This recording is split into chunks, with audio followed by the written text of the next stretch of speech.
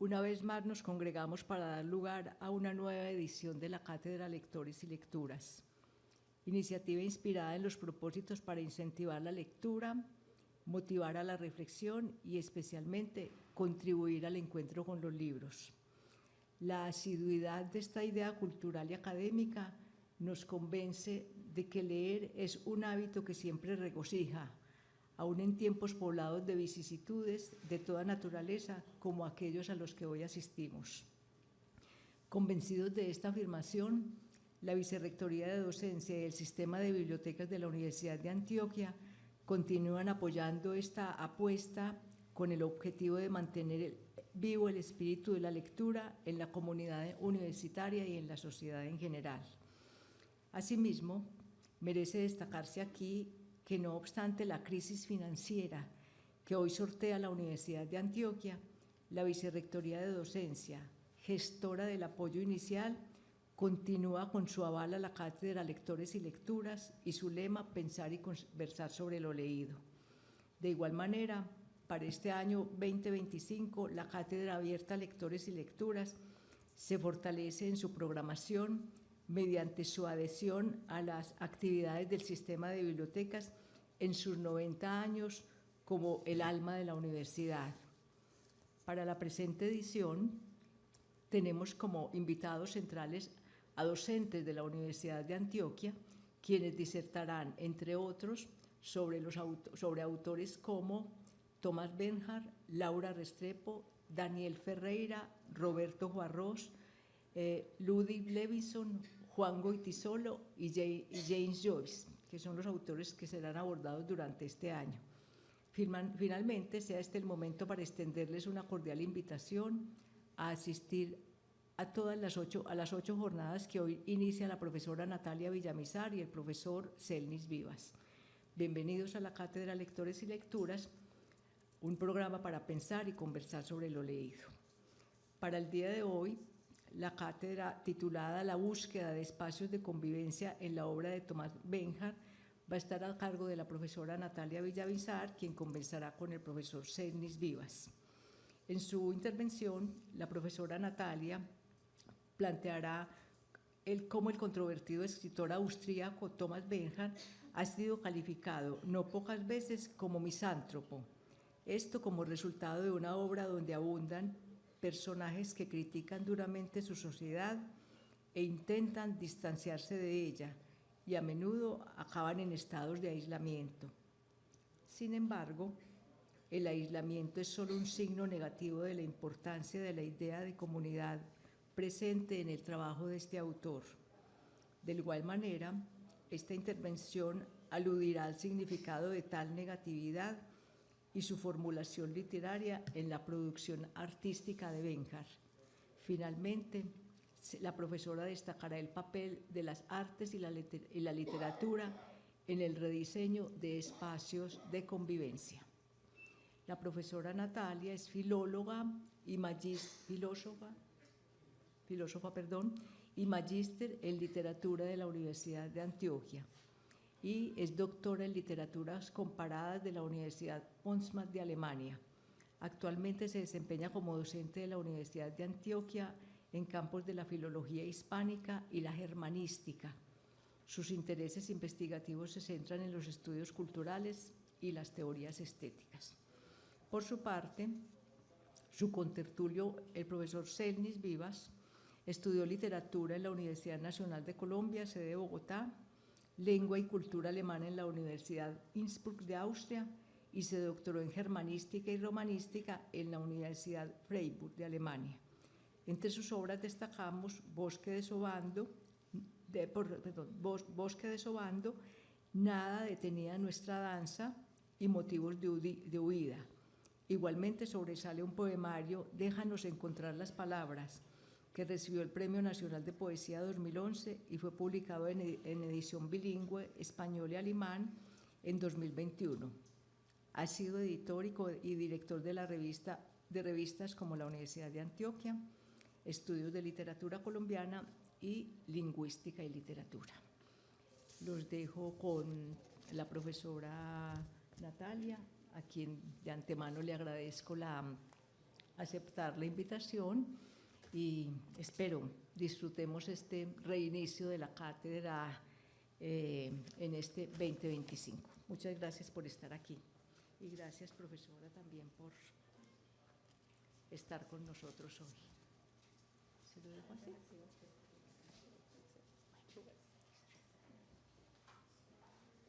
Bueno, buenos días a todas y todos.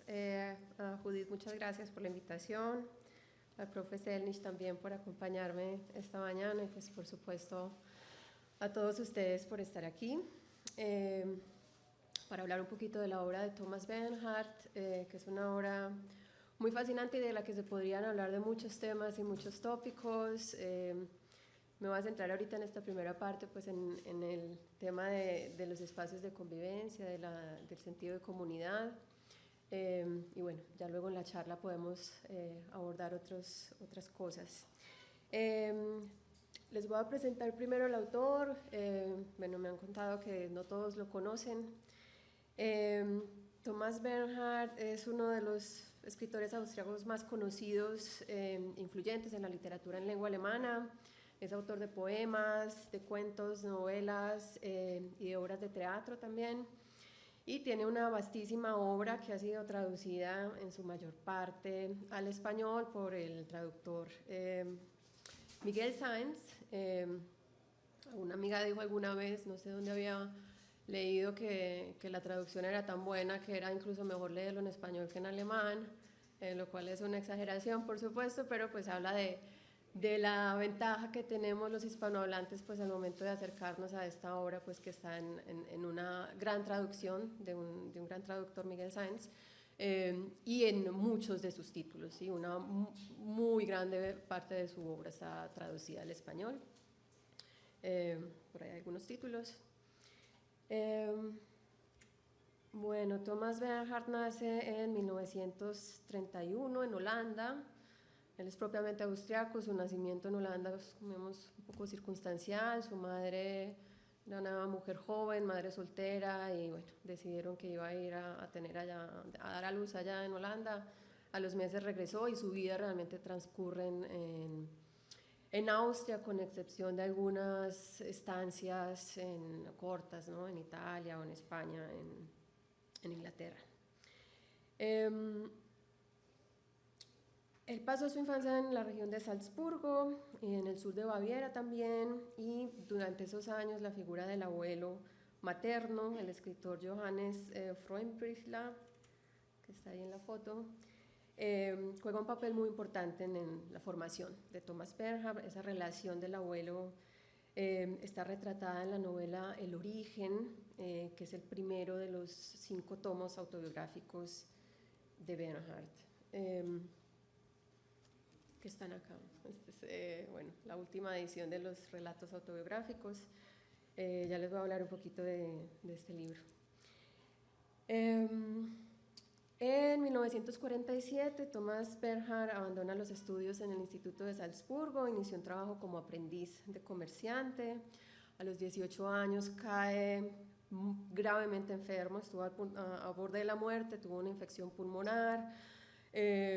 Luego, en la recuperación en uno de los sanatorios, contrajo tuberculosis y bueno, eso lo obligó a estar casi 2 años en varias estancias, ¿no? en hospitales, que fue una época pues, que marcó mucho su vida, no solamente como persona, sino también como escritor, y hay una parte pues, de esto también en los relatos autobiográficos.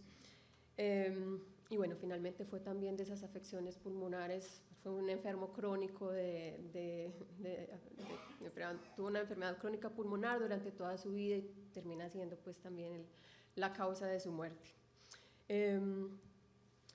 De 1955 al 57, Bernhardt estudió dramaturgia e interpretación en el Mozarteum en Austria, en Salzburgo.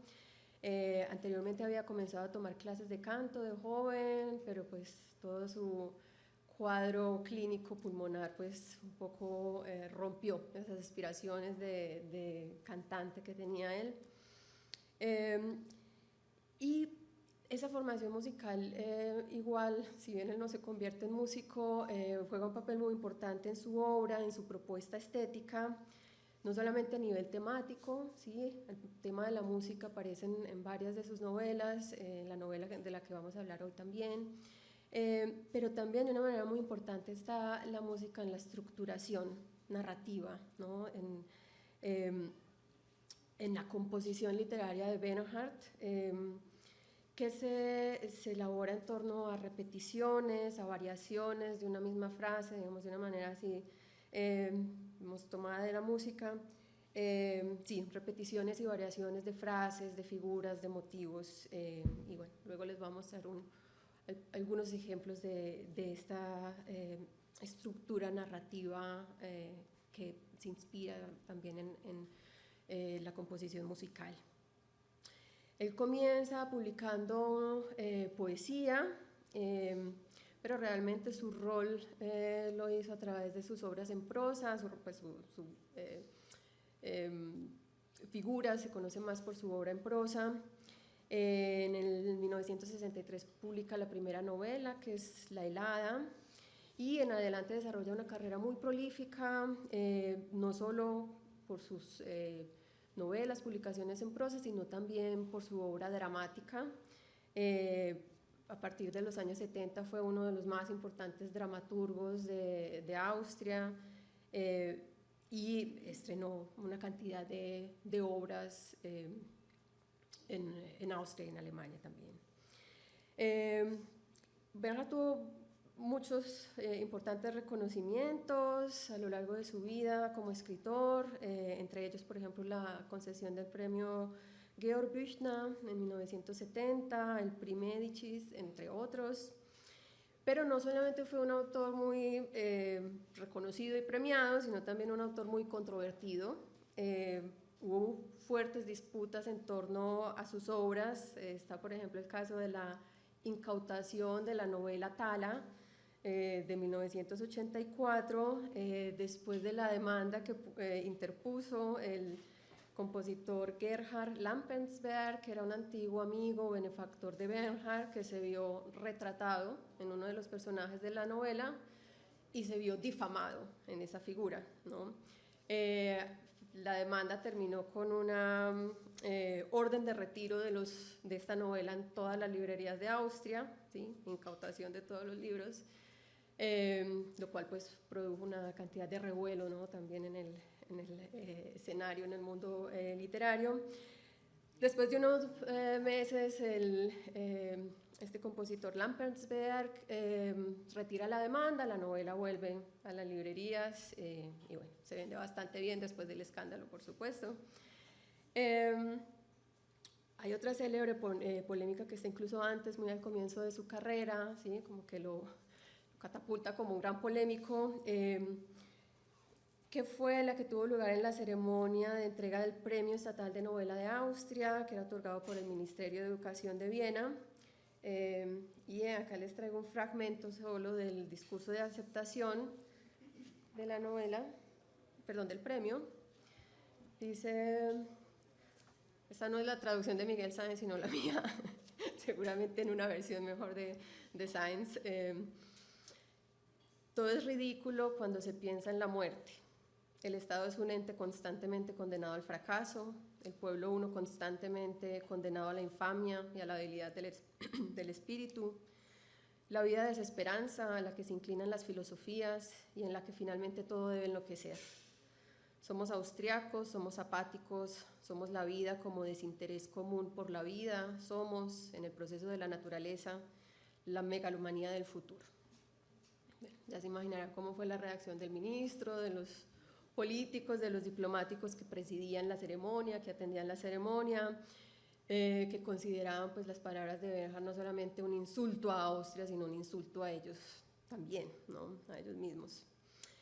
Y bueno, por esta y otras controversias, pero también por la temática de la obra de Bernhardt, él ha sido considerado como un escritor misantrópico, ¿sí? Su obra como una obra pues, sí, de un matiz muy negativo, y en el conjunto de su obra se despliega se despliega sobre el eje de una crítica muy punzante a su país, a su sociedad, y como decía Judith en la presentación, pues está muy presente la temática del aislamiento, ¿no?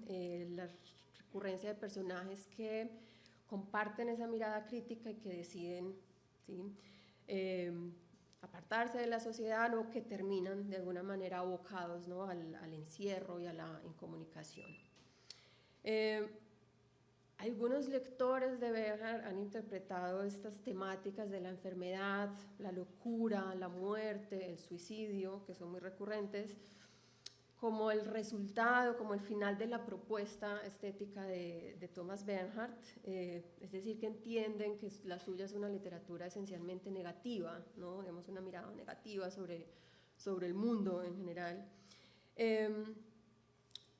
Pero lo que considero yo que se elabora en sus obras con estas temáticas, con ese componente negativo, es más bien una reflexión crítica, por una parte, y que a través de esa reflexión crítica lo que se busca, digamos, termina siendo un medio para postular, por el contrario, la importancia de la idea de convivencia, de comunidad, y la convivencia como único camino para la supervivencia, que también está, digamos,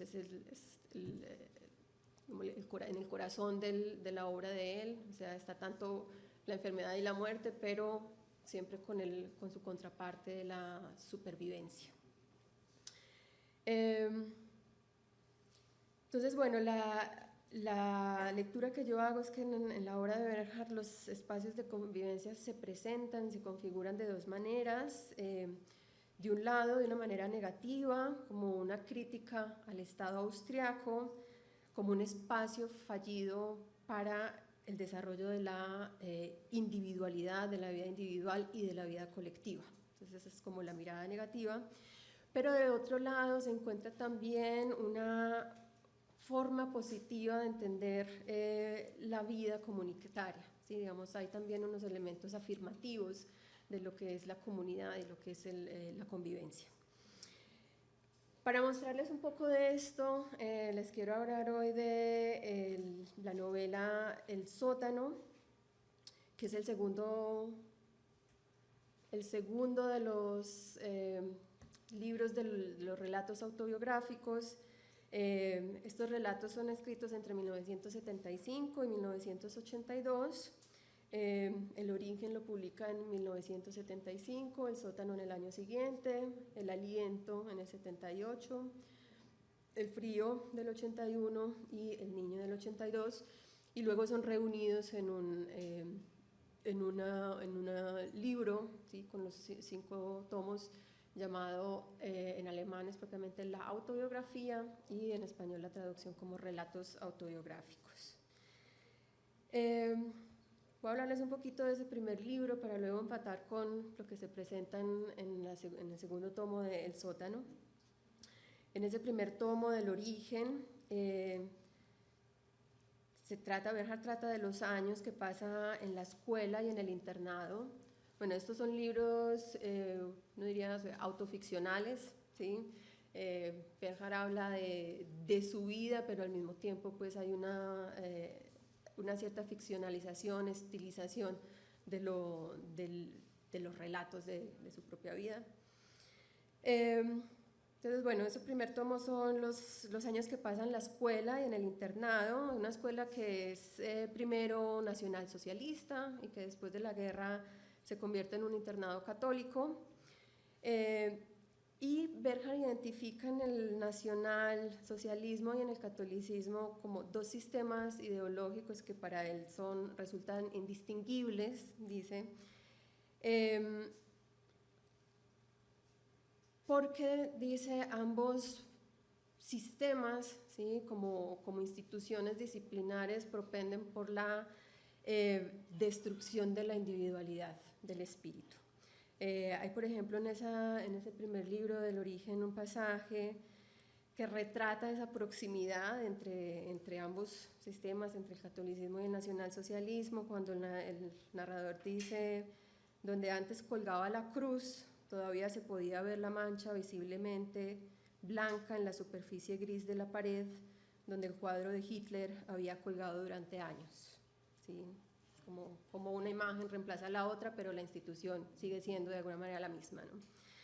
Y dice, se refiere a que hay una perfecta correspondencia entre los métodos de castigo del régimen nacional socialista en el internado y de la escuela católica. Entonces, bueno, esa semejanza, dice, pues tiene que ver con esos métodos disciplinares, y a lo que él apunta sobre todo es cómo esos métodos disciplinares lo que hacen es malograr la naturaleza del sujeto, que para él es esencialmente creativa, ¿sí? Hay una idea de que el sujeto es en sí mismo creador y artístico, ¿sí? Artista, ¿no? Es una naturaleza artística. Pero bueno, la crítica no se queda solamente ahí en la institución escolar, ¿no? Sino que se extiende también a la ciudad de Salzburgo, que, dice él, además del nacionalsocialismo y del catolicismo, está dominada por una tercera fuerza que característica de su constitución espiritual, que dice es la lógica pequeño burguesa. Les voy a leer acá un apartado de este primer tomo. Es un poquito más largo del que está ahí en la imagen. Dice, bueno, también para que oigan a Bernhard de primera mano: con mucha frecuencia he podido reconocer y amar la especial forma de ser y la peculiaridad absoluta de este paisaje materno y paterno mío, hecho de una naturaleza famosa y de una arquitectura famosa, pero los imbéciles habitantes que existen y de año en año se multiplican aturdidamente en ese paisaje y esa naturaleza y esa arquitectura, y sus leyes viles y su interpretación aún más vil de esas leyes suyas han matado siempre enseguida mi reconocimiento y mi amor por esa naturaleza como paisaje, que es una maravilla, y por esa arquitectura, que es una obra de arte. Los han matado ya siempre enseguida en sus comienzos, y mis medios de existencia, confiados solo a mí mismo, se han sentido siempre enseguida indefensos contra la lógica pequeño burguesa que impera en esta ciudad como en ninguna otra. Todo en esta ciudad está en contra de lo creador. Y, aunque se afirme lo contrario cada vez más y con vehemencia cada vez mayor, la hipocresía es su fundamento y su mayor pasión la falta de espíritu, y donde quiera que la fantasía se atreva a mostrarse siquiera en ella es extirpada. Salzburgo es una fachada pérfida en la que el mundo pinta ininterrumpidamente su falsedad, y detrás de la cual lo o el creador tienen que atrofiarse y pervertirse y morirse lentamente. Mi ciudad de origen en realidad es una enfermedad mortal con la que sus habitantes nacen o a la que son arrasados, y si en el momento decisivo no se van, se suicidan súbitamente, y si directa o indirectamente, antes o después, en esas condiciones espantosas, o perecen directa o indirectamente, lenta y miserablemente, en ese suelo de muerte arquitectónico, arzobispal, embrutecido, nacional, socialista, católico, y en el fondo totalmente enemigo del ser humano. Bueno, ahí está una primera muestra de ese arte de la exageración, ¿sí? Con el que se refiere pues, la literatura especializada a la obra de Bernhard, y pues también teniendo en cuenta el momento en que se produce esta obra, que son pues los años de la posguerra en Europa en general, en Austria en particular, ¿sí? Cómo está todavía presente la vivencia de la Segunda Guerra Mundial, del nacionalsocialismo, y cuáles son las marcas que quedan todavía en la sociedad años y décadas después de culminada la guerra.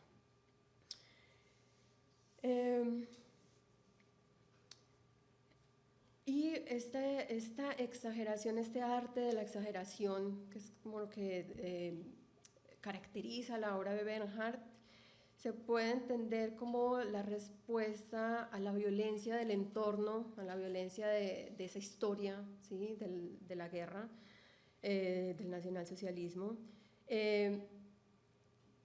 Y yo lo entiendo como una furia que se traduce, se transfigura, digamos, como respuesta a la violencia. Hay una furia y esa furia se transforma en una intensidad discursiva y que tiene una primera función, que es la de visualización, ¿sí? Y esa visualización tiene también a su vez como el propósito de la denuncia, ¿sí? O sea, cómo mostrar que a pesar del fin de la guerra todavía en la sociedad están vivos muchos de esos sistemas, ¿no? e ideologías. Años más tarde, en el 86, en la novela Extinción, el mismo Bernhard formula esta estética de la exageración en la voz del narrador en primera persona, Franz Josef Murnau, cuando dice: para hacer algo comprensible hay que exagerar, solo la exageración puede hacer visible. Entonces es uno de los grandes lemas de la obra de Bernhard, y es: solo la exageración puede hacer visible. Pero es obviamente pues una exageración que él elabora, ¿sí? Estéticamente, literariamente, por medio de un lenguaje, muy, muy particular, ¿sí? Con el uso de adjetivos y de adverbios, y con las repeticiones y con las iteraciones. Luego vamos a ver un poco de esto. Podemos pasar al segundo tomo de estos relatos autobiográficos, El sótano, donde encontramos el intento del protagonista de huir o de sustraerse de ese entorno inhóspito de Salzburgo que relata en el primer tomo, que se contrapone a la naturaleza creativa, a los deseos de autoafirmación del joven, ¿no? Del sujeto. Y ese deseo de sustracción, de huida, está muy claro en el subtítulo de la novela, que es un alejamiento. El sótano, un alejamiento. Y el alejamiento es un alejamiento de ese lugar de origen, ¿sí? Del origen, y como él lo formula, es un caminar en el sentido contrario.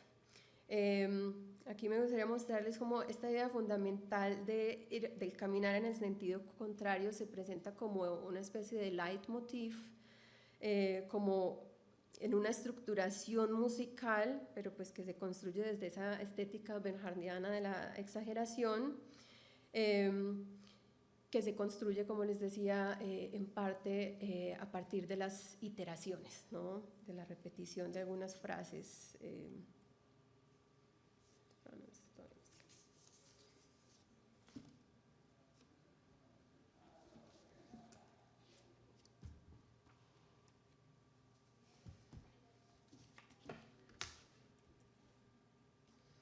Esta es una imagen del texto. Bueno, se ve muy mal, está muy borrosa.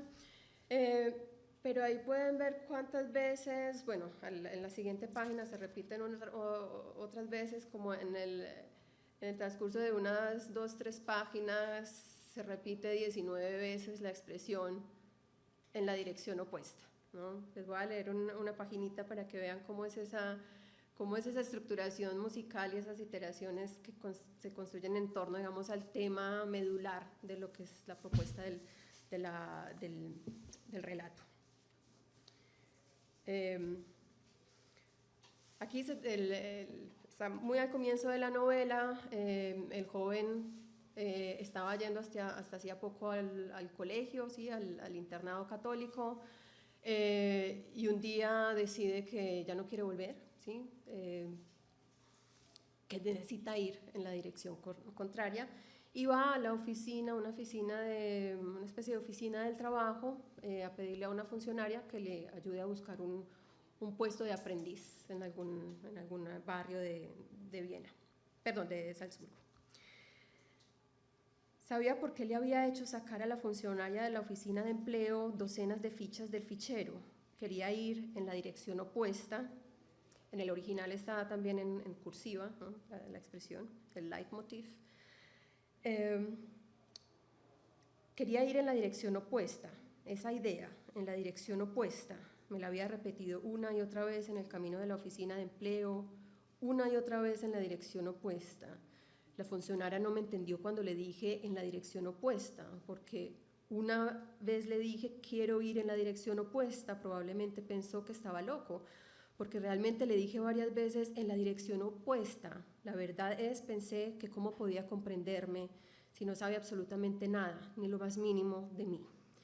Ya totalmente desesperada de mí y de su fichero, me ofreció una serie de puestos de aprendiz, pero ninguno de esos puestos de aprendiz estaba en la dirección opuesta y tuve que rechazar sus ofertas de puestos. Yo no quería ir solo en otra dirección, quería ir en la dirección opuesta. Transgredir era imposible y por eso la funcionaria tuvo que sacar una y otra vez fichas del fichero y yo tuve que rechazar las direcciones de esas fichas porque intransigentemente quería ir en la dirección opuesta, no solo en otra dirección, sino solo en la opuesta. La funcionaria había tenido las mejores intenciones posibles hacia mí y probablemente había comenzado por sus mejores direcciones.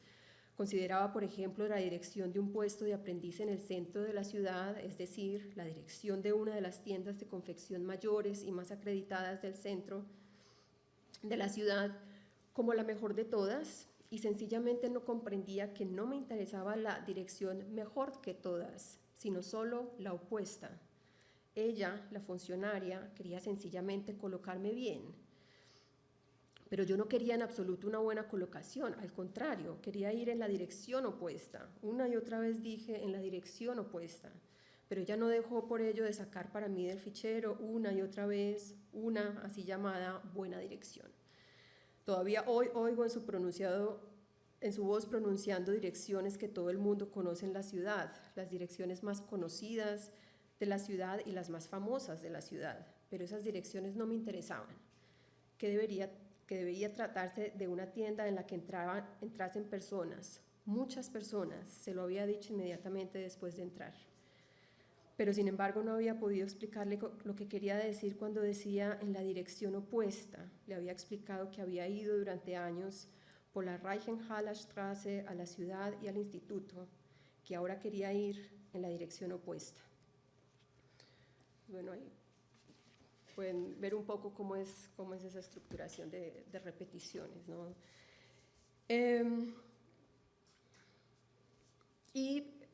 Cómo es esta propuesta estética, ¿no?, de la exageración. Y ese sentido del caminar en la dirección opuesta significaba pues tanto el abandono de la escuela, que como les decía se retrata en ese primer tomo de los relatos autobiográficos, una escuela que él describía como una máquina de mutilación del espíritu, pero el caminar en la dirección opuesta implicaba también el alejamiento de la figura del abuelo, ¿sí? Esa relación entrañable que se retrata también en ese primer tomo, pero en el que Bernhard entiende que también es necesario un alejamiento de eso. Les voy a leer acá otro pedazo.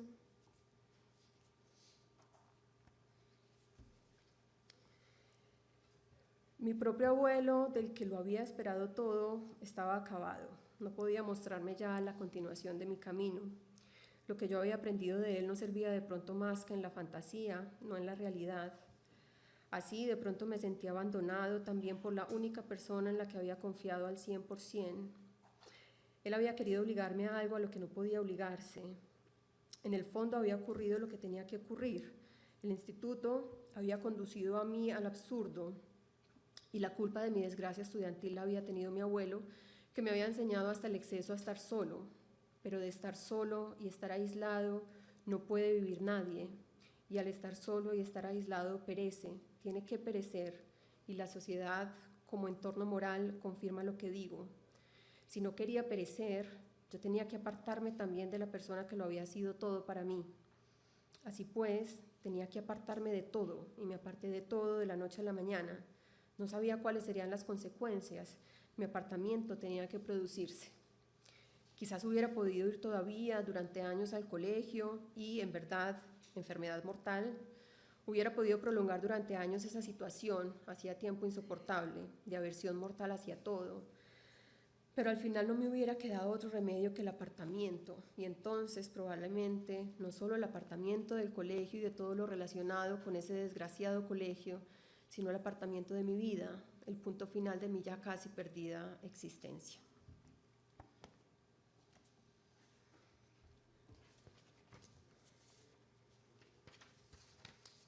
Y bueno, ahí se muestra cómo esa ruptura, ¿sí? Ese alejamiento, esa ruptura con lo más cercano, con lo más entrañable, que era la figura del abuelo, lo que muestra es el impulso, la necesidad de ensanchar el propio horizonte de experiencia, ¿no?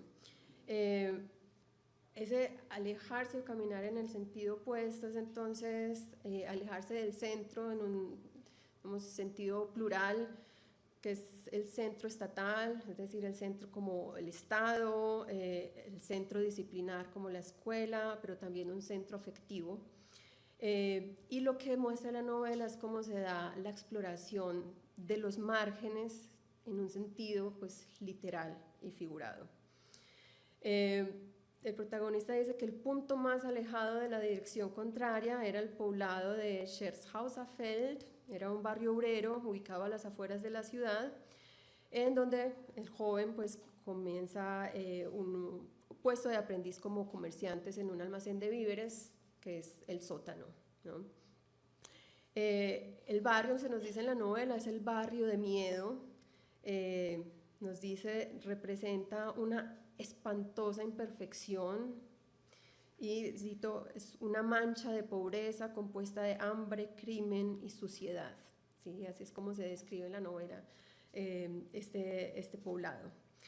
Es un barrio donde la ciudad arroja a los proscritos y que se presenta como signo de una múltiple exclusión, ¿sí? Es un lugar que estaba, ¿sí? No solo geográficamente a las afueras, ¿sí? En el margen, sino también excluido de los centros de poder, de las posibilidades de ascenso social o económico. Y por eso, precisamente por esa marginalidad, por esa excentricidad, por ese estar fuera del centro, es que este lugar ejerce una fascinación, una gran fuerza de atracción en el protagonismo.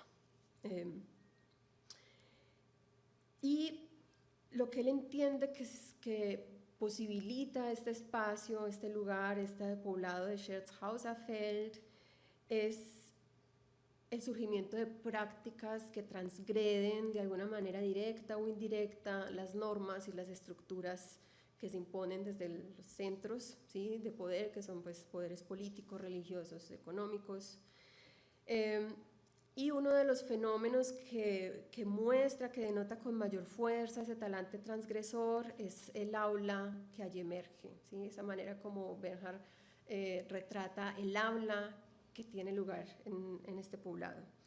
El narrador, por ejemplo, se refiere a los giros, a las expresiones de la clientela y muestra que eso que que otras personas suelen identificar como comentarios indecentes, lo que él realmente ve ahí es como un estilo, una apertura, ¿sí? del aula y la posibilidad de cientos y miles de variaciones posibles. Entonces él encuentra ahí una especie de aula dislocada, ¿sí? de un aula que escapa al anquilosamiento de la ciudad de Salzburgo y de las prácticas, digamos, de un aula que es el reflejo a su vez pues, de las prácticas tradicionales, ¿no? de tradiciones y prácticas sociales. Y bueno, eso despierta un grandísimo entusiasmo en el joven aprendiz. Voy a leerles unos pasajes.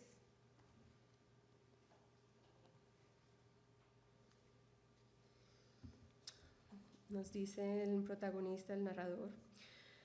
Al principio yo no comprendía las alusiones de ciertos clientes que no eran por eso mejores ni peores. No caía y no llegaba al fondo de sus observaciones y expresiones de doble y triple y múltiple sentido, pero ya al cabo de unos días me resultó evidente de qué hablaban. Y de hecho también por qué hablaban de cosas de las que las gentes de la ciudad naturalmente no hablaban con franqueza. Y por qué esa manera de hablar franca me convencía y me gustaba más que la discreta hipocresía de los otros.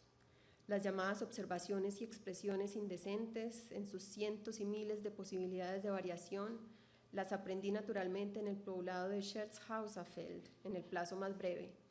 Aquellas gentes nunca tenían pelos en la lengua, solo me hizo falta el plazo más breve para acostumbrarme a sus modales francos y muy a menudo yo mismo, luego, al cabo de unas semanas o unos meses, superé ampliamente a todas aquellas gentes por la riqueza de mi invención en relación con el tema y no me contuve.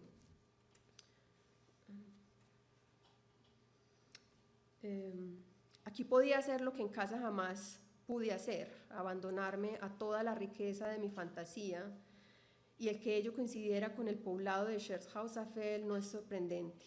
Una vez familiarizado con el mecanismo de los sectores de conversación más habituales en el sótano, había ganado y aproveché la riqueza de mi extraordinario don de combinación para eclipsar hasta a los más empedernidos. La juventud y el encanto del joven que yo era entonces, más el don de un vocabulario continuamente dispuesto, que brillaba con toda clase de tonos y semitonos, y mi reputación quedó establecida. Entonces aquí es como muestra ¿sí? esa habla dislocada, esa fascinación por esa forma del hablar, y en contraposición cómo ve lo que es Salzburgo, el centro de Salzburgo. ¿Sí? El poblado de Scherzhauserfeld era el punto extremo de la dirección opuesta, y ese punto extremo me lo fijé como objetivo. En ese punto extremo no podía ya fracasar. Y no solo geográficamente era el poblado de Scherzhauserfeld el punto opuesto extremo, sino en todos los aspectos. Allí no había nada que recordase ni de la forma más lejana la ciudad y todo lo que en esa ciudad me había atormentado durante años y empujado a la desesperación y a pensar ya casi exclusivamente en el suicidio. Aquí no había profesor de matemáticas, ni profesor de latín, ni profesor de griego, ni había un director despótico con cuya aparición se me cortase ya el aliento. Aquí no había una institución mortal. Aquí no había que hacer acopio de fuerzas, doblar la cabeza, fingir y mentir para sobrevivir. Aquí no estaba expuesto todo lo que había en mí continuamente a una mirada crítica ya mortal, ni se exigía de mí continuamente algo inauditamente inhumano, la inhumanidad misma. Aquí no me convertía en una máquina de aprender y de pensar, aquí podía ser como era. Y todos los demás podían ser como eran. Aquí no se oprimía a las personas como en la ciudad, continuamente y de una forma artificial, día a día más refinada. Se las dejaba en paz, y también a mí me dejaban en paz desde el primer instante en el poblado de Scherzhauserfeld. No solo se podía pensar lo que se quería, se podía expresar también lo pensado, cuándo y cómo se quería, en todos los tonos de voz. No había que correr continuamente el peligro de ser atacado por testarudo. De pronto la personalidad no era ya inmolada y pulverizada por las normas del aparato social burgués, que es un aparato devastador de hombres continuamente en las ciudades de tan horrendo nivel de estupidez como Salzburgo, que pellizca y zarandea a las personas y se las martillea y somete a la lima ininterrumpidamente y se las martillea y somete a la lima hasta que de las personas no queda más que un ser de artes industriales, repulsivo y sin gusto. ¿Sí? Y ahí en esos dos pasajes está como el contraste, ¿sí? Entre esos dos espacios, el espacio del que se escapa, ¿sí? Que está retratado en el primer tomo, y ese espacio al que huye y en el que encuentra lo que está buscando. ¿Y qué es lo que está buscando? Bueno, vimos ahí está primero esa franqueza en el trato, ¿sí? Y cómo eso se traduce en una forma del habla, en una forma de la conversación, pero también pues el sentido de comunidad, ya lo vamos a ver. Y bueno, esa franqueza en el trato, como lo dice en el pasaje, pues contrasta con lo que él reconoce en Salzburgo, que son esas prácticas de fingimiento muy propias pues como dice él, el aparato burgués. Y el otro elemento de la sociabilidad. Él dice por eso que buscaba un trabajo que lo reuniera con la mayor cantidad de gente posible de la manera más útil posible. Y se concibe a sí mismo como un múltiple aprendiz, es decir, como un aprendiz en materia del trato humano, ¿sí? un alumno que estudia en el sótano lo que él mismo denomina las otras posibilidades humanas, ¿sí? Entonces, digamos, contrario a esa uniformidad a la que somete la ciudad y las instituciones, digamos, de poder, al disciplinamiento, ¿sí? A que están sometidos las personas en la ciudad, él lo que encuentra ahí es la posibilidad de un intercambio abierto y franco y honesto con, como dice, otras posibilidades humanas, es decir, con un grupo muy heterogéneo de personas, jóvenes y viejos, y hombres y mujeres, y con todo tipo de pasados judiciales o psiquiátricos o médicos, y cómo ese espacio del sótano es un punto de encuentro y de intercambio y de aprendizaje de lo que es el ser humano.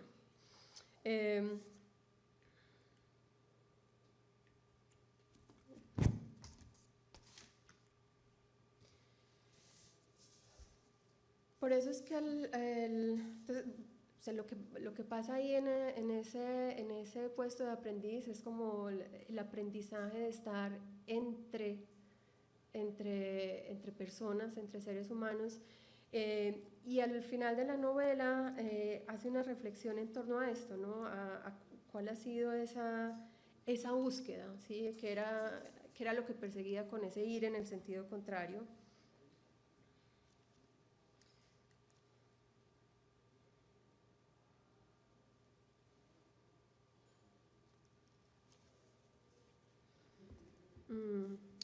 Les voy a leer un pasaje, es la última página, las últimas 2 páginas del texto. Nos dice: la naturaleza no conoce las diferencias de valor. Una y otra vez se trata solo de hombres, con todas sus debilidades y con toda su suciedad física y anímica a cada nuevo día.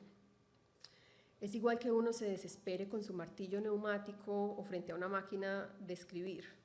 Solo las teorías mutilan lo que, sin embargo, resulta claro. Las filosofías y las ciencias en su totalidad que se oponen a la claridad con sus conocimientos inútiles.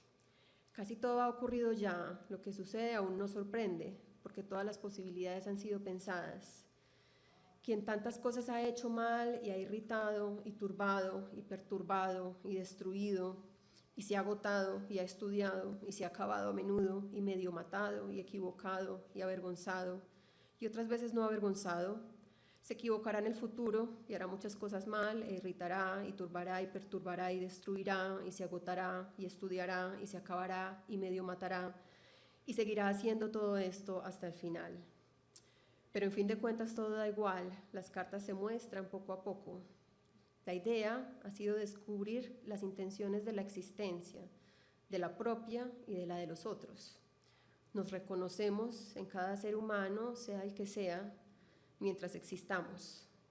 Somos todas esas existencias y existentes reunidos y nos buscamos a nosotros mismos, pero sin embargo no nos encontramos por insistentemente que nos esforcemos. Hemos soñado con franqueza y claridad, pero ha sido solo un sueño. A menudo hemos renunciado y comenzado otra vez, y todavía renunciaremos y comenzaremos otra vez a menudo.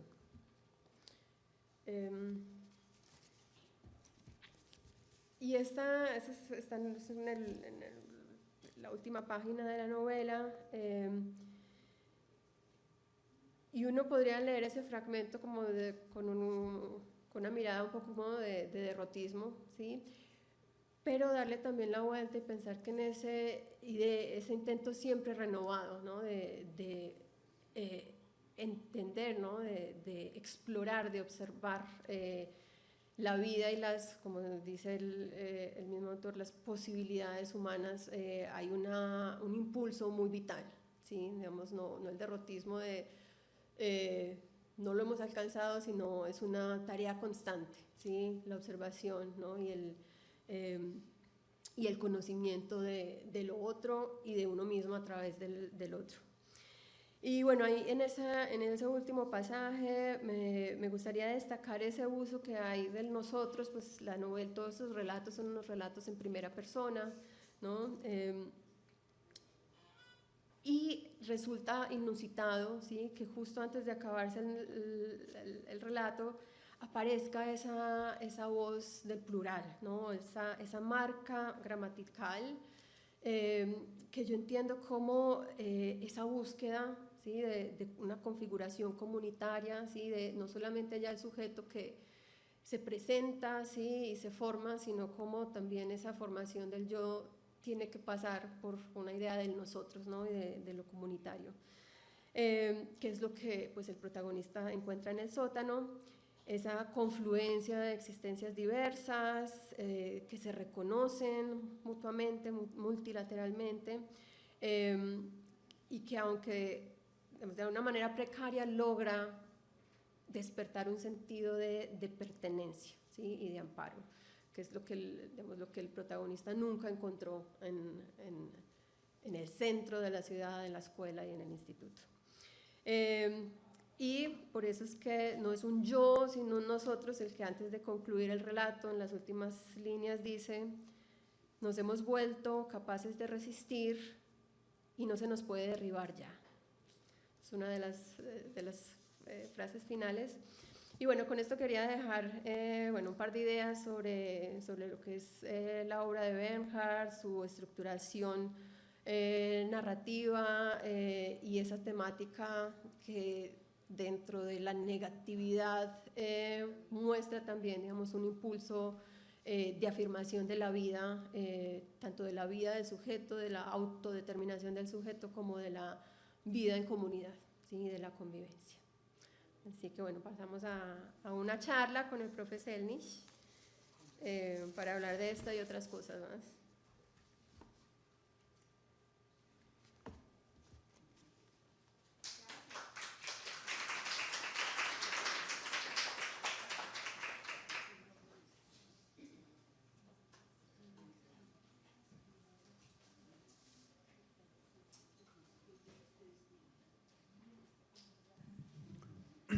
Si pensáramos en ese concepto de la misantropía y quizás en relación con Austria, convendría hacer un poco de memoria y de memoria de la historia de ese país.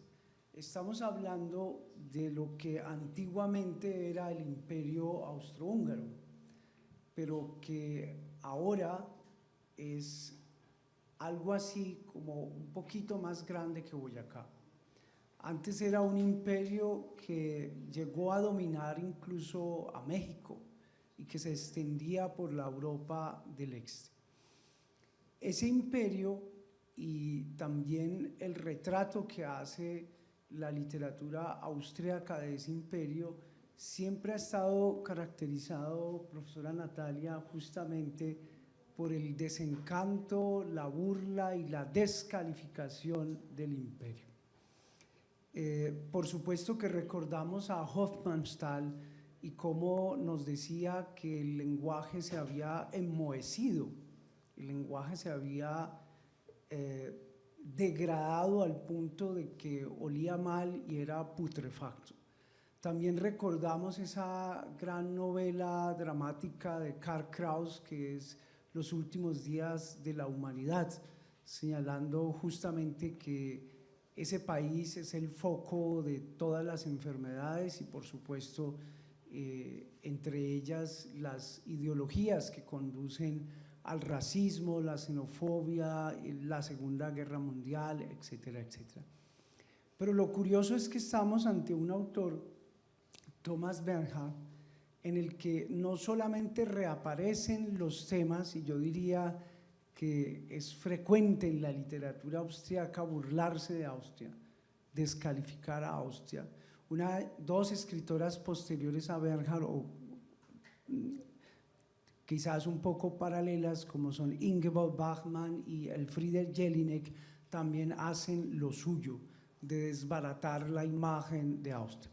Pero digo que lo curioso y lo particular de Bernhard está en el hecho de construir, en este caso, una prosa que yo llamaría agónica, es decir, una prosa en la que es imposible despegarse del proceso de lectura, porque la lectura de la obra nos pone en crisis el ritmo de respiración. Cuando abrimos el libro en la edición española o en la edición alemana, la sorpresa es que el sótano de Aquela son 2 párrafos. El primer párrafo tiene más de 100 páginas, el segundo párrafo quizás unas 4 o 6 páginas.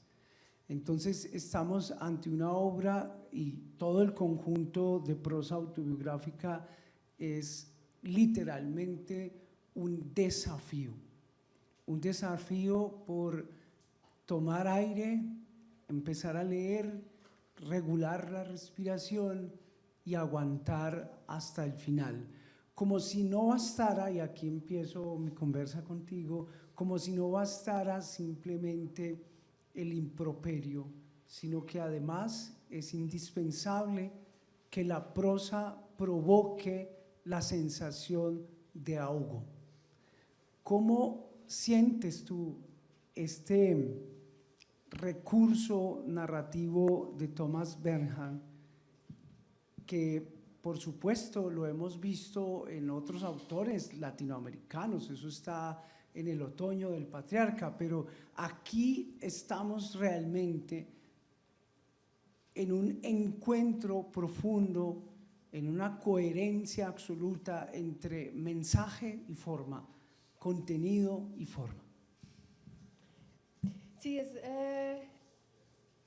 precisamente muy interesante eso. Bueno, lo fascinante de la literatura es cómo esa conexión entre la forma y el contenido no es casual, ni es accesoria, ni es secundaria, sino como hay una unidad, ¿no? Y en el caso de la obra de Bernhard, pues se muestra con mayor fuerza, ¿no? Bueno, es interesante lo que hablas de la respiración. Justamente el tercer tomo de la autobiografía se llama El aliento. Claro, tiene que ver con la experiencia del escritor en el hospital, ¿no? Por la infección pulmonar. Y en ese relato, por ejemplo, está muy frecuente la idea de la asfixia, ¿no? de la sofocación, del sofocamiento. Y claro, no es casual, entonces ahí se unen, pues por un lado, el componente, digamos, directo, literal de la enfermedad del protagonista, ¿no? Del narrador. Pero más allá hay esa figura, esa imagen del motivo del aliento y de la sofocación. Es una metáfora, digamos, a lo que es la experiencia del protagonista en la ciudad, ¿sí? En Salzburgo y en Austria también, pues en general, ¿no? Siempre es como el trasfondo, esa crítica a lo que es la sociedad austriaca, que como tú dices es bueno, una sociedad asfixiada también por ese pasado imperial, ¿sí? Anquilosado por esa gloria de un imperio vastísimo, y cómo sobrevivir, o sea, cuál es el peso que eso tiene sobre un país que ahora es pequeño y más bien insignificante, ¿sí? Pero que vive, digamos, como con el sofocamiento de esa historia, ¿sí? ¿No? Como de ese imperio, y cómo los habitantes de la ciudad, y en el caso pues de nuestro autor, pues el protagonista de los relatos, cómo padece también ese sofocamiento, ¿no? Entonces él decía incluso tanta belleza sofoca, ¿no? Esa belleza arquitectónica de Salzburgo se vuelve insoportable, es abrumadora, ¿no? Y cuando va, por ejemplo, a este poblado de Scherz-Hausafeld, entiende como que hay otra belleza en esos espacios que no tienen esa carga, ¿sí? De esa historia peculiar de Austria. En el primer tomo, por ejemplo, también hay un pasaje muy bello cuando él habla después de los bombardeos que hay en Salzburgo, ¿sí? De la destrucción, y cómo él pensaba que dentro de esa destrucción la ciudad por fin tenía unos rasgos humanos, ¿sí? Ya no, claro, después del bombardeo ya no había como espacio para el fingimiento, ¿no? Para la fachada de la antigua ciudad imperial, y decía, se volvía una ciudad más, el paisaje ya era auténtico, ya pasaba a ser auténtico. Entonces, claro, está esa asfixia que produce la historia, esa asfixia que experimenta el mismo protagonista, y lo interesante es mirar cómo eso como tú dices, cómo eso se transforma en una forma de decir, ¿sí? En una escritura que da cuenta de esa asfixia, pero lo que me parece a mí muy interesante es que esa forma de retratar, esa forma mimética, digamos, ese mimetismo que se crea, ¿sí? Cómo esa escritura mimetiza lo que es esa sensación de estar en la ciudad de Salzburgo, en ese contexto particular, como al mismo tiempo hay algo liberador dentro de eso, ¿sí? Digamos que dentro de esas parrafadas que lo dejan a uno sin aliento, finalmente empieza a haber una forma de respiración,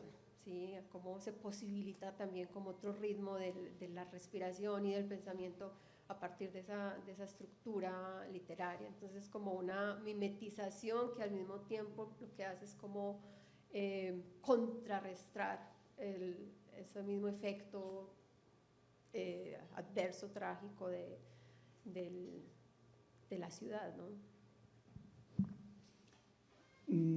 Nos dicen tanto los editores, traductores, críticos, que se trata de una literatura autobiográfica. Pensando un poco en que esta es una obra cuyo tema literalmente es el final de la guerra y la posguerra, también podríamos leer esto en clave de historia. Y me parece que en ese sentido se convierte en un documento profundamente valioso, porque nos llevaría a entender, por ejemplo, cómo es la vida de posguerra y cómo es la vida de quienes han sido víctimas del conflicto, de la guerra. Justamente ese escenario, creo yo, es el que alimenta las profundas reflexiones que hace el narrador en torno a la condición humana. Y les recuerdo algo que seguramente quienes estudian la historia de la Segunda Guerra Mundial saben muy bien. Salzburg fue bombardeada 16 veces por los norteamericanos.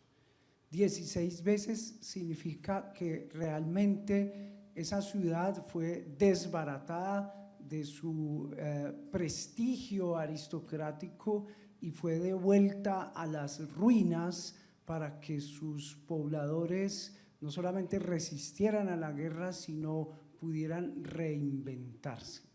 Entonces, como documento histórico, también la novela nos permite preguntarnos qué significa eso de Aquela, el sótano.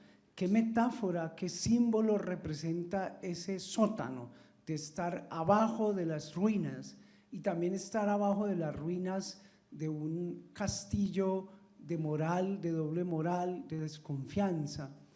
Lo que más recuerdo, Natalia, de mi vida en Austria es que el austriaco por lo general desconfía de todo el mundo austriaco, porque los austriacos son checos, los austriacos son serbios, bosnios, son italianos, son tiroleses, pueden ser alemanes, pueden ser suizos.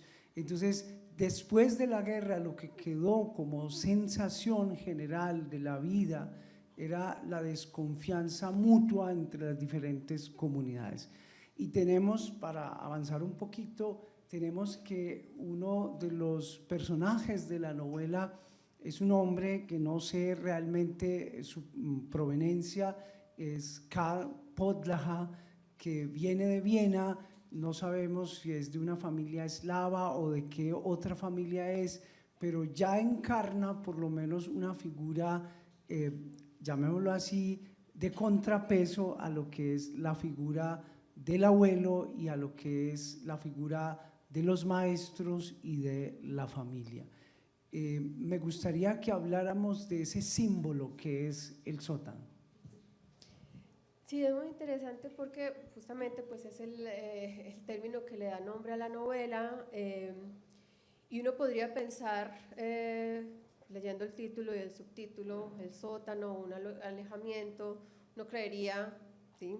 Podría tener como la presunción de que el sótano es el lugar del que hay que alejarse, ¿sí? Digamos, suele haber como connotación un poco quizás negativa, ¿no? De lo que está así bajo tierra, oscuro. Y lo bonito es cómo se doblega, ¿sí? el sentido de los espacios, ¿sí? O sea, cómo algo que en primera instancia se presenta de una manera a través, digamos, de los relatos literarios, muestran su otra cara, ¿sí? Ya sea porque en el caso, por ejemplo, de Salzburgo, ¿sí? Cómo detrás de eso bello, de esa fachada de lo bello, se encuentra algo, digamos, pérfido, y cómo también detrás de la fachada, de lo que puede verse en el primer momento como algo terrible, ¿sí? Como en el caso del Poblado, ¿sí? Como el barrio de miedo, cómo detrás de esa fachada hay otra cosa, ¿sí? Hay algo diferente. Y bueno, es el caso del sótano, ¿no? Que no es el lugar del que se busca huir, ¿sí? No es el sótano en el que esté encerrado el protagonista, ¿no? No es como el lugar oscuro o de aislamiento, sino que es todo lo contrario. Es el espacio donde el protagonista encuentra refugio y donde encuentra precisamente una comunidad, ¿sí? Una comunidad con la que es posible convivir, ¿sí? Y otra forma, digamos, de convivencia, otra forma de trato, ¿no? y de interacción. Entonces, eso es bien interesante en la obra de Bernhard, cómo hay una doble significación, ¿no? de los espacios, ¿sí? De los lugares, de los sucesos también. Y ahora que mencionabas, por ejemplo, a Jelinek, ¿no? Y como ese cariz también de la literatura austriaca, que es muy crítica, ¿sí? La literatura y el cine también, ¿no? Que es muy crítica y es muy punzante, al mismo tiempo también es cómica, ¿no? Tiene como un tinte de comedia, ¿no? O sea, como dentro de ese horror que se retrata también se le da la vuelta al horror y se muestra la otra cara de cómo hay también una forma de reírse, ¿sí? De eso mismo. Hay un título de una obra, de una pequeña obra de teatro de Bernhard que se llama ¿Es una comedia? ¿Es una tragedia? O sea, el título es así en obras, en signos de interrogación, y es la pregunta, bueno, ¿qué es? ¿Es una cosa o la otra? Y bueno, son las dos, ¿no? Casi al mismo tiempo. Y eso es lo que muestra, digamos, en la literatura en muchos momentos, ¿no? Con los espacios, con los personajes, con las situaciones, cómo se leen y se interpretan de diferente manera y cómo se pueden cargar de una significación a veces opuesta, ¿no? Y lo que decía, como una oposición que lo que busca es contrarrestar como el cariz negativo de ello. Y ese es pues el caso del sótano, ¿no? Que termina siendo como el lugar, el espacio propiamente de apertura, ¿sí? Y no de reclusión. Justamente el sótano se vincula a una tradición muy antigua de la literatura medieval española y es la taberna. Y esto aparece, por ejemplo, en el Carmina Burana, cuando los jóvenes, los excluidos, se van al sótano a beber y a celebrar la vida. Recuerdo mucho que en el Carmina Burana se canta a esa taberna y a esa suspensión del tiempo, pero también se celebra el universo. Entonces el sótano donde llega este chico, por ejemplo, tiene que ver con mercancías y mercancías de todo el mundo, de Brasil, está el café de Brasil, están los productos de la India, están las nuevas mercancías que vienen de Estados Unidos, etcétera, etcétera. Entonces el sótano, antes que ser una síntesis del horror, parece que es la síntesis de la esperanza y, como tú lo planteas, un espacio que abre la posibilidad a la convivencia. Y aquí viene mi siguiente curiosidad, que ha sido señalada muchas veces por la crítica, pero me gustaría escuchar tu versión. La obra de Bernhard y también esta obra está llena de malogrados, de frustrados, de enfermos, de seres aplazados, de alcohólicos, de buscadores del suicidio, de gentes que se han separado de su familia, o peor aún también personas que han sido maltratadas, violadas, abusadas. Y sin embargo aquí en este,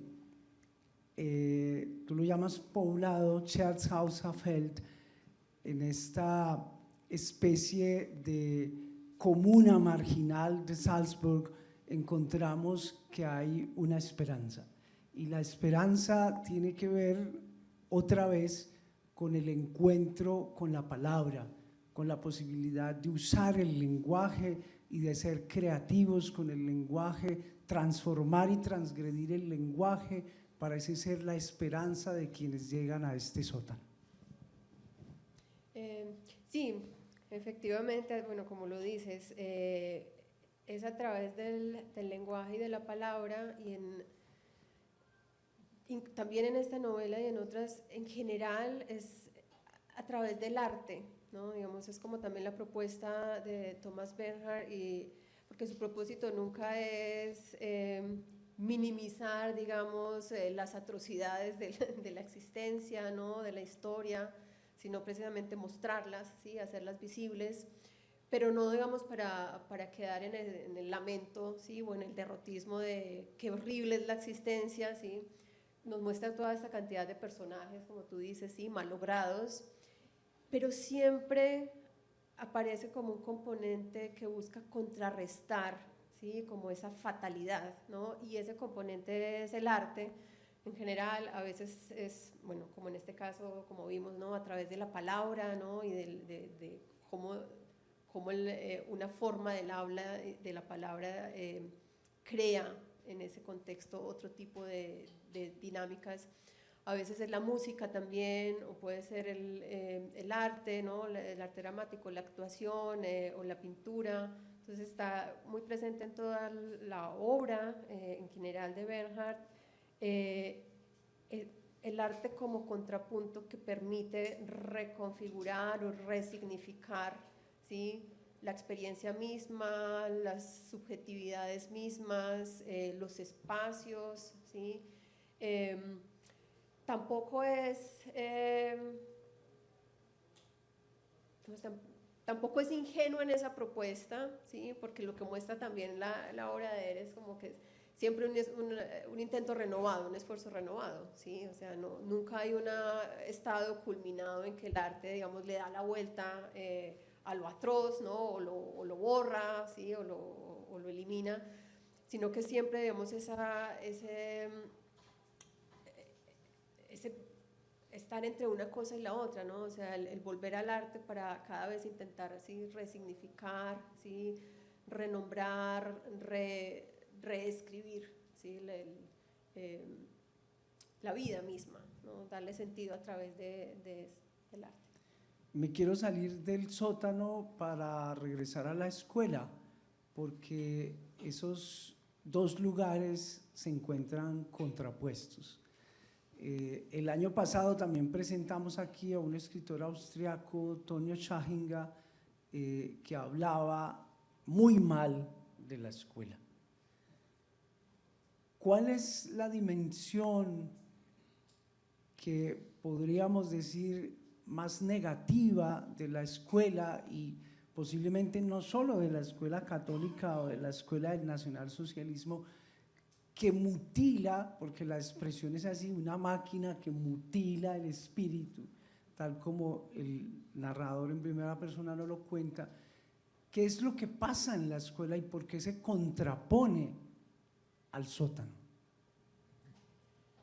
Bueno, yo diría en primera instancia es la homogenización, ¿sí? Digamos, el intento de estas instituciones disciplinares de hacer copias, ¿sí? Digamos, de un mismo ideal, ¿sí? Un mismo prototipo de ser humano, que aprenden lo mismo, que dicen lo mismo, que se comportan igual, ¿sí? Digamos, la normatización, pero entonces de una manera negativa, ¿no? O sea, como esa normatización extrema lo que hace, sí, homogeneizar lo que en sí mismo es heterogéneo y es diverso, ¿no? Entonces, por eso es como la lucha del disciplinamiento y de la autoafirmación del sujeto, ¿sí? Digamos que ese disciplinamiento va en contra de esa autodeterminación, porque lo que busca es, sí, igualar, ¿no? Esa, diría yo, pues está en primera línea el foco, digamos, del ataque de Bernhard, ¿sí? Cómo la escuela y estas otras instituciones disciplinares, también políticas o económicas, lo que buscan es aniquilar lo diverso, ¿sí? La diversidad. Curiosamente, la estancia en el sótano lo familiariza primero con Podlaha, que es el dueño de la tienda de alimentos, que es, dice el narrador, un músico fracasado, pero es alguien que sabe de música. Y ese personaje de algún modo le incentiva a buscar el camino de la música. Y en la novela nos cuenta que se encuentra primero con una profesora de canto y luego con el esposo de ella, que es un profesor de música de una universidad.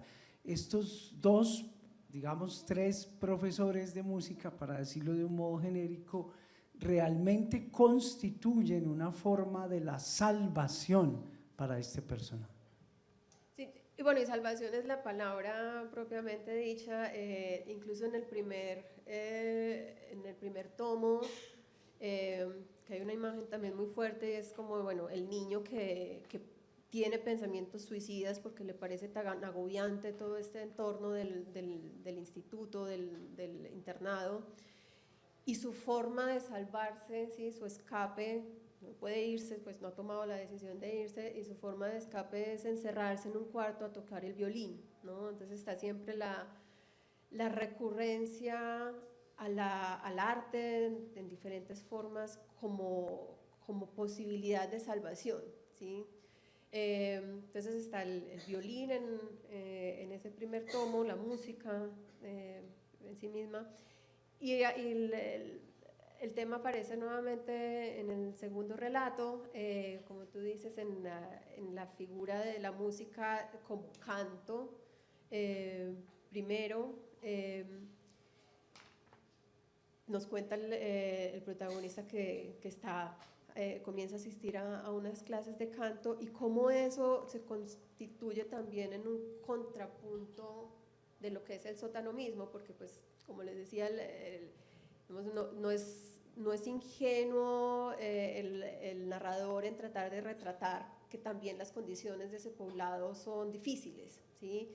Que los habitantes allá, por más que ese espacio del sótano sea un lugar de encuentro, de intercambio, digamos, de creación de comunidad y de sentimiento de pertenencia y de amparo, él muestra también que las condiciones son terribles, ¿no? Y que a veces él tenía que retirarse porque estaba demasiado afectado, ¿no? Por ver como las realidades de las personas que estaban ahí. Entonces la idea de la narración tampoco es crear una imagen, digamos, decorada, embellecida de lo que por sí mismo, digamos, son espacios de experiencias difíciles.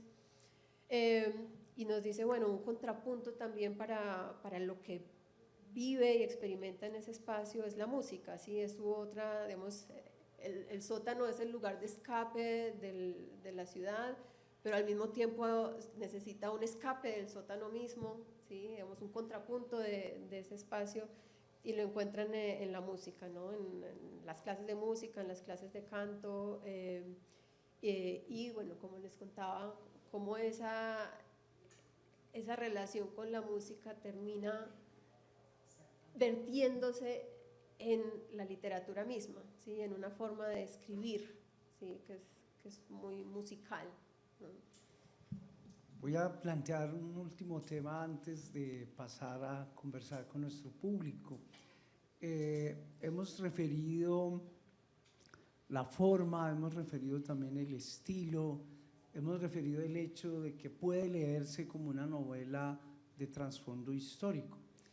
En el fondo lo que está aquí es la idea de cómo contar una historia y cómo contar una historia de posguerra. Uno de los temas más difíciles para la literatura austriaca y para la literatura alemana es el reconocimiento de su responsabilidad y de su vinculación al nacionalsocialismo. Entonces, ¿cómo contar una historia en donde directamente estamos implicados con el horror y el horror de haber permitido que una sociedad masacrara millones de personas? El texto nos plantea una idea en la que quizás está la discusión estética, y es cómo contar esta historia. ¿Cómo contarla? ¿La contamos para señalar a los victimarios? ¿La contamos para postularnos como víctimas de ese horror? Dice una frase de la novela que en realidad la verdad no puede ser comunicada en absoluto. Me gustaría que habláramos sobre ese aspecto de la verdad. La verdad es la exageración del narrador. La verdad sería contar los hechos de manera neutral. La verdad sería no acusar a nadie. La verdad sería declararnos víctimas, por ejemplo, de un padre desaparecido, por ejemplo, de un abuelo escritor suicida, por ejemplo, de un colegio que él lo llama así, con prácticas sadistas. ¿Cuál sería la verdad entonces para este personaje que le gusta exagerar sobre lo que le ha pasado en su vida de niño y de joven? Bueno, con lo que me refiero a algo que mencionaste al principio que tiene que ver con esa historia de Austria y esto del papel de víctima o de victimario. Y es muy, muy interesante en Bernhard y lo que le valió pues también tantas controversias y tantas rencillas, ¿no? Como con el mundo político de Austria, porque de alguna manera Austria intentó presentarse al mundo como los primeros ocupados por los alemanes nacionalsocialistas, como quien dice, fuimos las primeras víctimas, ¿sí? Fuimos los primeros a los que llegó el nacionalsocialismo, ¿sí? La ocupación, la así llamada ocupación, y lo que muestra Bernhard es que no era tal, ¿no? O sea, que fueron unos aliados del nacionalsocialismo, y no solamente eso, digamos, y que era lo que más confrontó pues durante toda la segunda mitad del siglo XX, la obra de Bernhard con la sociedad austriaca, y era decir, no solamente fuimos aliados del nacionalsocialismo, sino que el nacionalsocialismo sigue vivo, ¿sí? Y bueno, la historia también la avanzó, si vemos los desarrollos políticos de Austria ahora. Pero lo que quería mostrar es eso, o sea, cómo dejar en evidencia aquello que la sociedad quiere ocultar, ¿sí?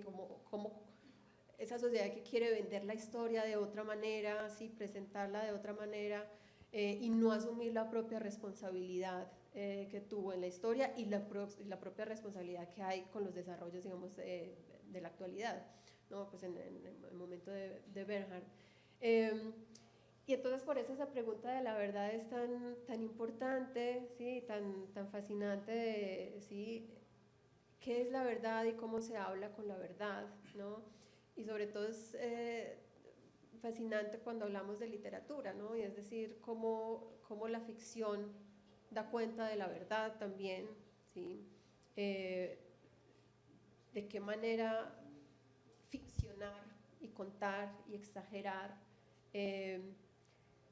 lo que permite es ver, ¿sí? Una historia y un estado de cosas y una constitución espiritual, ¿no? Entonces, claro, la idea del arte es decir la verdad a través del artificio, de lo ficcional, de lo que puede, digamos, de lo que parcialmente es y no es, pero que en el fondo lo que permite es un conocimiento del ser humano, de su historia, de sus circunstancias históricas. Bueno, vamos a rotar el micrófono si hay algún comentario, alguna pregunta, si hay lectores de Thomas Bernhard acá que nos acompañen, que tengan alguna curiosidad.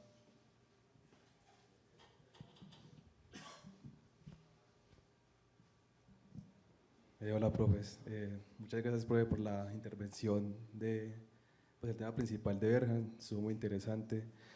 Y mi pregunta gira en torno precisamente al tema principal tratado, y es que, como tal, yo no he tenido como la oportunidad de acercarme tanto a los relatos autobiográficos, sí a las novelas. Y lo que yo veo, pues no sé si se puede hallar como una especie de contrapunto o de antagonismo en lo que plantea Bernhard en los relatos autobiográficos sobre esa supervivencia, pues al encerrarse, por ejemplo, en el sótano que usted mencionaba, de que era como un espacio de apertura a los otros. Yo leyendo las novelas lo que yo veo es que hay como cierta contraposición, porque muchas veces los personajes de Bernhard, ¿no?, que son a veces sobre todo artistas que quieren llevar como, pues que están muchas veces obsesionados con un trabajo intelectual, ya sea por ejemplo Roy Tamer en Corrección, que quiere pues llevar a cabo una construcción en la mitad pues de un espacio pues hostil, o el mismo Conrad en La Calera, o muchos artistas. Es que lo que yo veo es que para ellos el encierro es como una especie de, no de condena, no, como que ellos están condenados a encerrarse pues a sí mismos, no solo frente a pues no solo a alejarse de la sociedad, sino como a encerrarse en sí mismos, y allí en ese espacio yo no veo como un espacio de apertura a los otros, sino que incluso muchas veces los personajes sucumben o a la desesperación o al suicidio, o porque incluso también ese caso del arte, por ejemplo, pienso en la novela El malogrado, de que, por ejemplo, Wertheimer y su compañero que está tan obsesionado, no, pues, de que encuentran como si cierto refugio en el piano, pero cuando encuentran, o cuando se encuentran con Glenn Gould, o sea, eso lo que hace es que Wertheimer, o sea, se desencante incluso de esa, entre comillas, esperanza que tenía en convertirse en un virtuoso del piano. Entonces no sé hasta qué punto podríamos hablar ahí de cierta contraposición. Sí, o sea, en varias de las novelas, como mencionas, están estos personajes que no encuentran, digamos, de alguna manera del todo una redención, ¿sí? Digamos que perecen, sucumben a los estados de aislamiento, pero precisamente digamos, eso es como el signo negativo, ¿no? De lo que muestra Bernhard. El arte es imprescindible. El arte es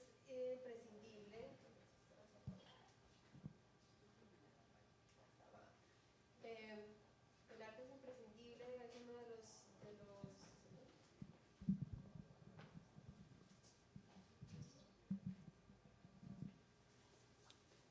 digamos, es uno de los recursos para darles significación a la existencia, ¿sí? Para resignificar también las experiencias.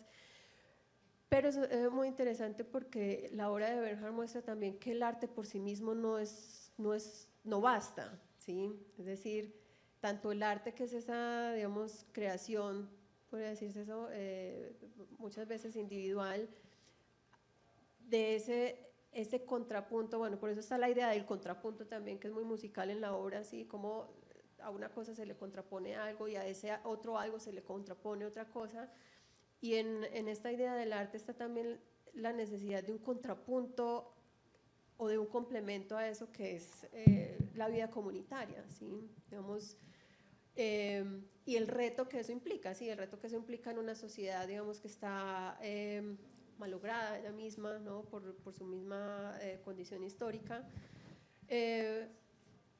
pero esa conciencia de no solamente basta con crear arte, también hay que crear comunidad. Es la manera como yo leo la obra de Bernhard, porque lo que muestra precisamente esos personajes en esas condiciones de aislamiento es que perecen, ¿sí?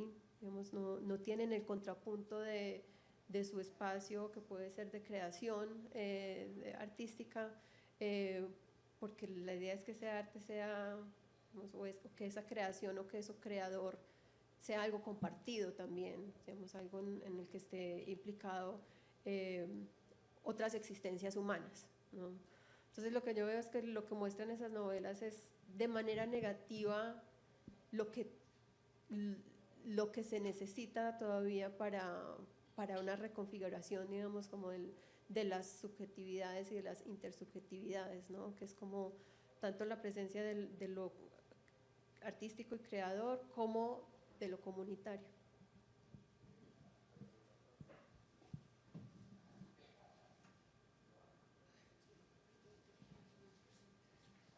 Yo quisiera agregar algo a tu curiosidad.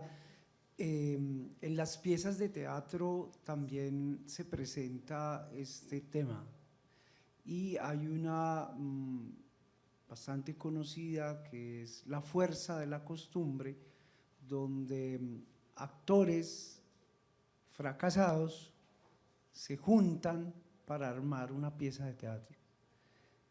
Aunque son fracasados, construyen comunidad.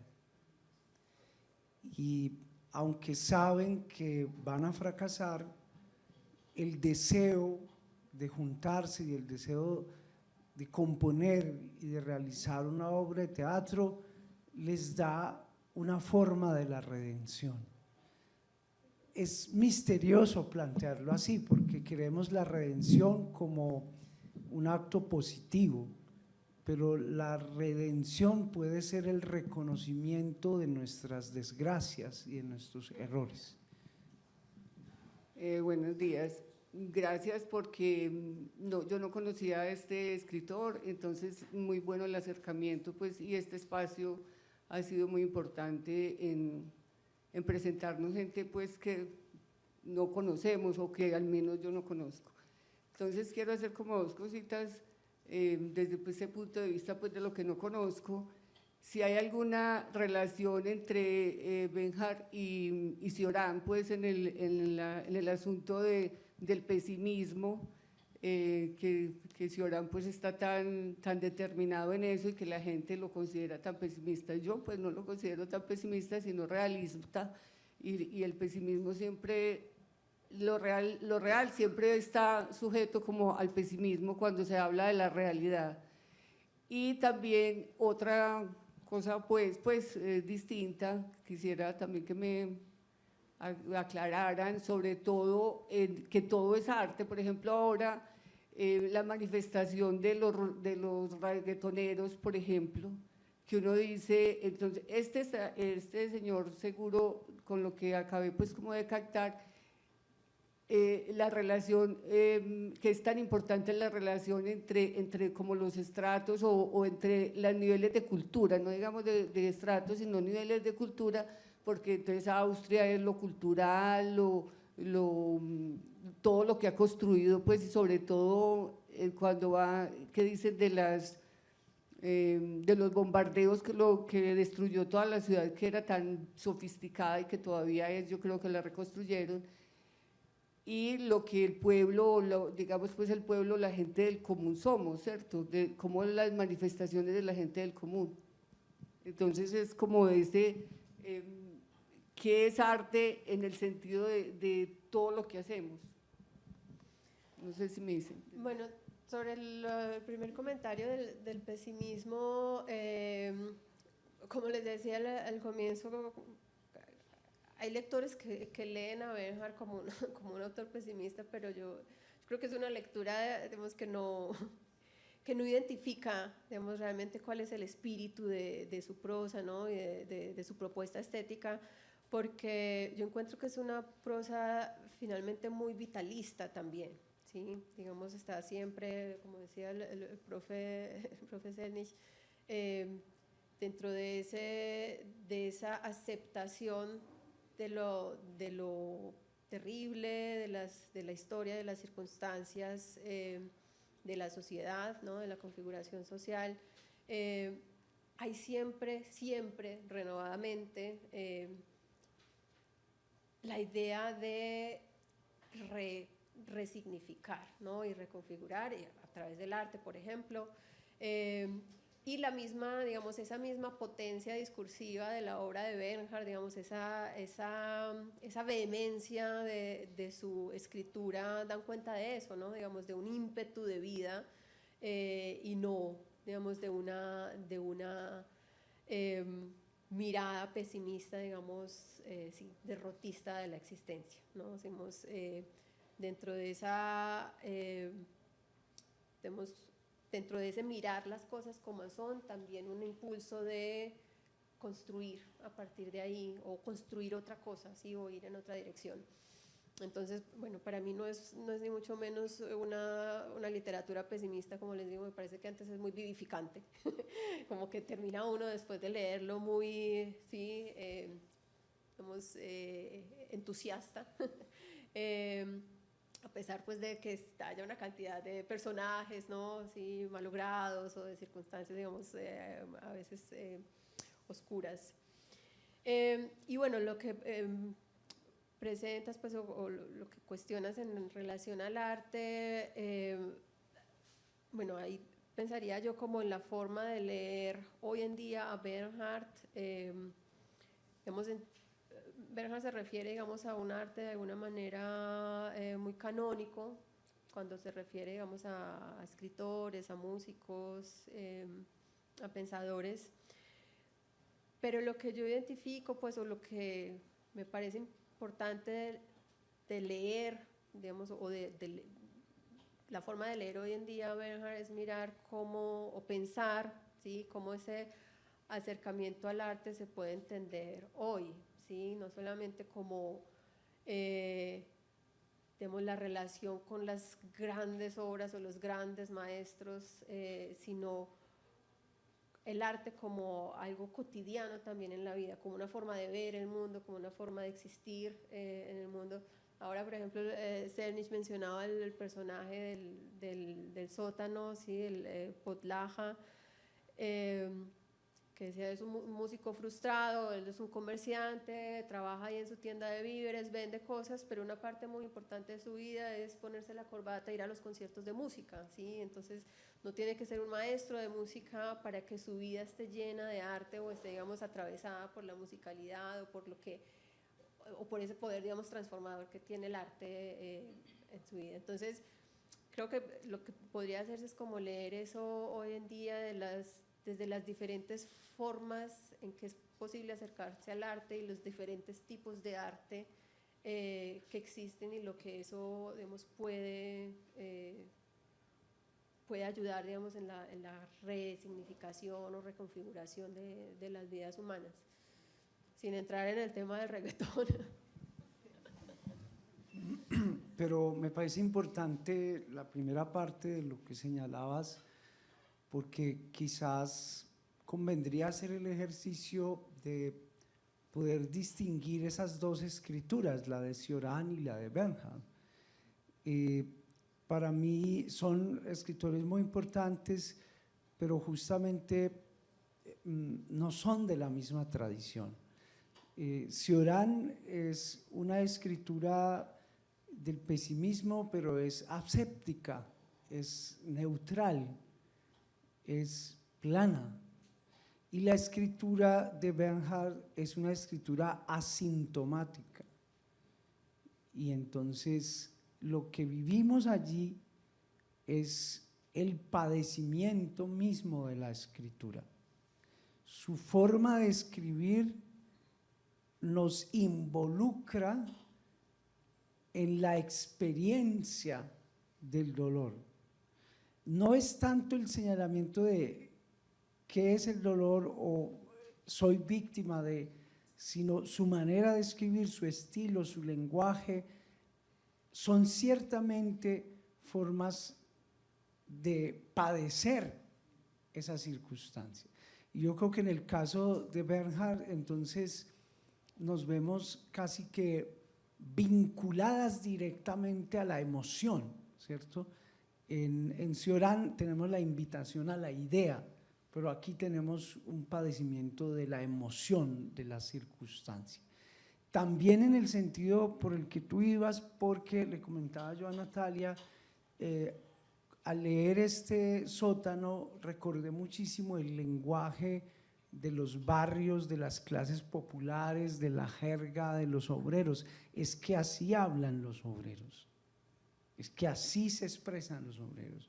Comienza a hablar y uno no sabe dónde va a terminar, cuál es la idea. Y eso se suelta y se suelta y se suelta y uno desesperado porque no termina, pero así es. Así es también ese manejo del lenguaje con expresiones latinas todavía, por ejemplo, no se saluda con buenos días, buenas tardes, sino se saluda servus, a tu servicio, como si estuviéramos en el Imperio Romano. Así todavía se saluda en esas regiones de Austria. Y así también el narrador, el escritor, vinculan esos diferentes lenguajes haciéndonos sentir que estamos en una época antigua. Si hay otra, por favor, hay otro comentario.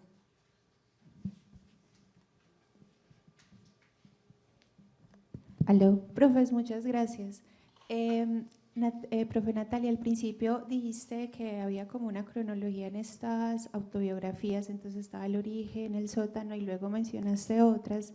¿Qué sigue después? Quisiera saber en qué terminan o en qué se convierten esas historias de los libros que siguen. Bueno, lo de la cronología también es interesante porque el primer tomo comienza, como les contaba, con esos años en el colegio, ¿no? En el instituto, en el internado, luego ya de joven, aprendiz en el barrio. El tercer libro es sobre su primera estancia en el hospital, cuando sufre la enfermedad pulmonar, el aliento. El cuarto libro es El frío, que es como la etapa posterior, que es cuando están en un centro de recuperación, en un sanatorio. Y lo curioso es que el último libro, la última novela, Un niño,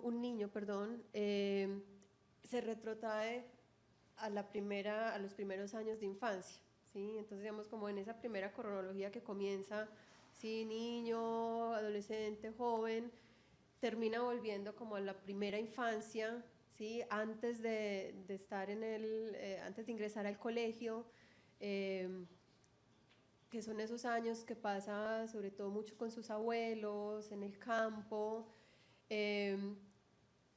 y para mí hay una significación ahí pues como bien importante, ¿no? De por qué terminar con esos primeros años, ¿no? Y con esas primeras experiencias y con eso primero que, digamos, esos primeros momentos donde el niño se empieza a reconocer a sí mismo, ¿sí? Y empieza a reconocer también, digamos, ese ímpetu, digamos, de transgresor y ese ímpetu de creador o de explorador. Entonces, como un volver a otro origen, digamos, que si se comienza con ese origen que es muy oscuro, esa última novela es como un volver a otro origen digamos, como pensar otra forma de comienzo diferente, ¿sí? No tan oscura. Y bueno, no, yo les recomiendo mucho pues, la lectura de esta es solamente pues una invitación, ¿no?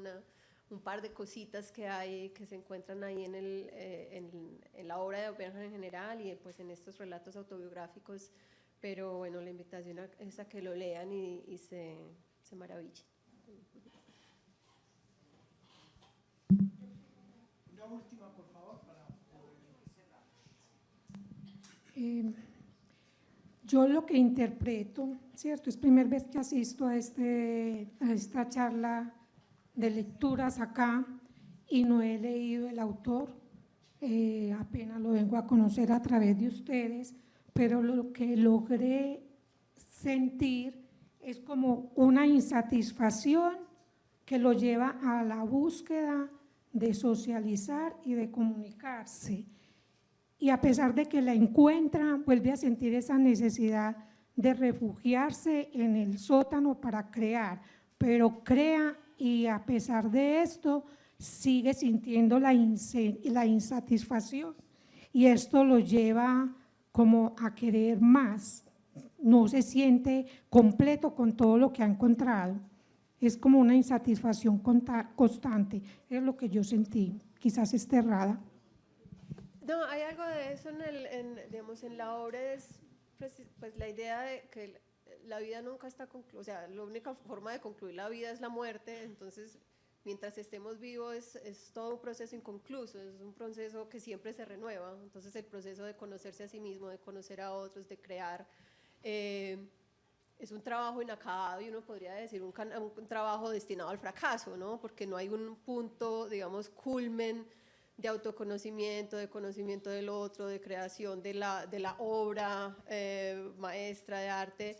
Entonces, bueno, en ese sentido uno podría decir, bueno, hay una insatisfacción, la insatisfacción de que nunca se culmina la tarea de la vida misma y la tarea del arte misma, es una tarea siempre inacabada, pero precisamente eso es, digamos, puede ser como la fuente de la insatisfacción o la fuente, digamos, del impulso siempre renovado de crear, ¿sí? de estar vivo, ¿no? O sea, siempre hay que reconstruir, ¿no? Y reinventar y repensar. Entonces es más, digamos, viéndolo por el otro lado, es el carácter de la vida misma y puede serlo como en ese sentido de Bernhard, ¿no? de lo cómico y lo trágico, puede ser algo trágico, pero puede ser también como la posibilidad del arte y de la vida misma.